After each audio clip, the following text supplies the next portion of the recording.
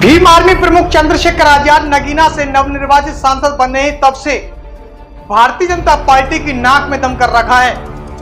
नगीना से सांसद चंद्रशेखर आजाद और बिजनौर की नटहौर विधानसभा सीट से बीजेपी विधायक ओम कुमार के बीच से जुबानी जंग फिर से शुरू हो गई है। नटौर से विधायक और नगीना से बीजेपी के टिकट पर चुनाव लड़ चुके ओम कुमार ने कांवड़ को लेकर दिए चंद्रशेखर आजाद के बयान पर उन्हें घेरने की कोशिश की। धरातल से लेकर के पार्लियामेंट तक चंद्रशेखर आजाद भारतीय जनता पार्टी को सवालों के घेरे में खड़े कर रहे हैं। और अब हम बात करते हैं चंद्रशेखर आजाद ने इसका जवाब दिया है।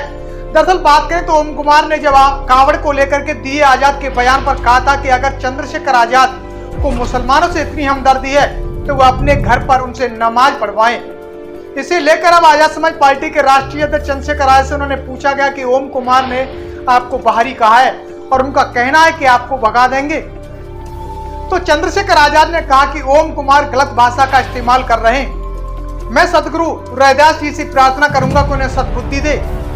चंद्रशेखर आजाद ने यह भी कहा है कि मेरा फोकस क्षेत्र के विकास पर है,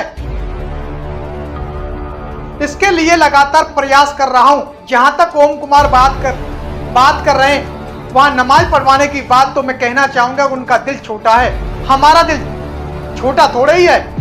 अगर किसी को भी किसी के धर्म को या इबादत करने में, पूजा पाठ करने में परेशानी आए और हमारे घर की जरूरत पड़े तो हम अपने आप को खुश नसीब मानेंगे। चंद्रशेखर आजाद के इस बयान पर भारतीय जनता पार्टी के होश फाख्ता हो गए।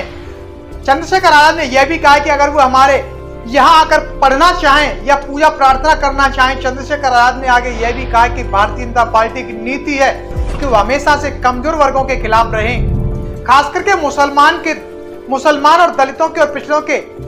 वह आगे भी इसी तरह बयान देते रहेंगे।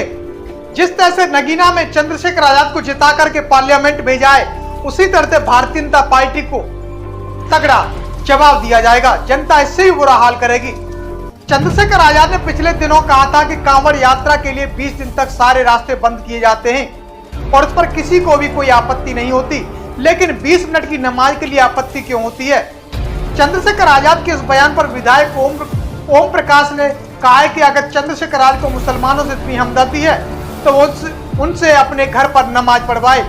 चंद्रशेखर आजाद दलित, मुस्लिम और आदिवासी महिला पीड़ितों के लगातार वह हितैषी माने जा रहे हैं। धरातल से लेकर के पार्लियामेंट तक वह लगातार पीड़ितों की एक मुखर आवाज बन रहे हैं। जब से सांसद बने हैं तब से चंद्रशेखर आजाद भारतीय जनता पार्टी के लिए एक टेंशन बने हुए हैं।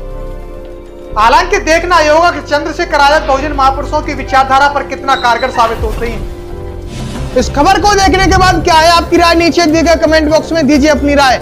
ऐसी तमाम बड़ी खबरों को देखने के लिए जुड़े रहिए हमारे साथ। खबर अच्छी लगे तो लाइक कीजिए और शेयर कीजिए, और हाँ, चैनल को सब्सक्राइब कर घंटे वाली बटन को दबाना ना भूलिए।